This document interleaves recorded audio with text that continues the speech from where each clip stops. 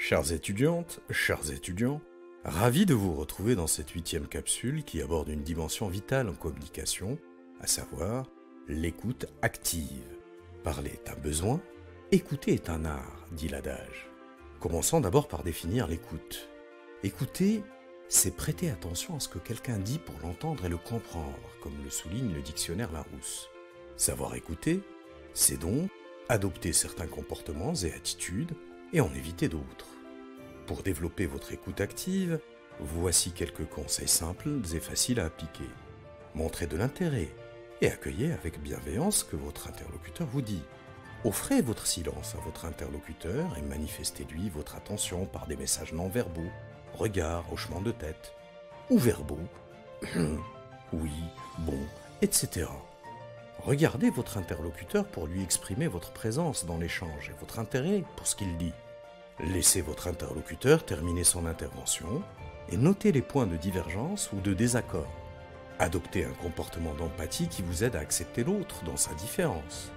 Restez attentif aux mots-clés de votre interlocuteur. Voici à présent ce que vous devez éviter de faire. Jugez votre interlocuteur à partir de son aspect physique, de sa manière de présenter, de ses maladresses. Vous laissez piéger par vos préjugés sur votre interlocuteur. S'il s'agit d'un cours en ligne, n'ouvrez pas plusieurs fenêtres sur votre ordi, smartphone, tablette, etc. Jugez trop vite le contenu d'un cours avant d'avoir pris le temps de comprendre. Restez en retrait par rapport au débat en classe. Interrompre votre interlocuteur dans une situation de face à face. Jugez, interprétez la parole de l'autre. Détournez votre regard lorsque votre interlocuteur a la parole. Anticipez. Genre, je sais ce que tu vas me dire. Voilà, chères étudiantes, chers étudiants, vous savez maintenant comment pratiquer l'écoute active et comment éviter les pièges d'une mauvaise écoute. Adopter une écoute active, c'est gagner la confiance de vos interlocuteurs lors d'une soutenance, d'un entretien d'embauche, d'une interaction ordinaire, etc., etc.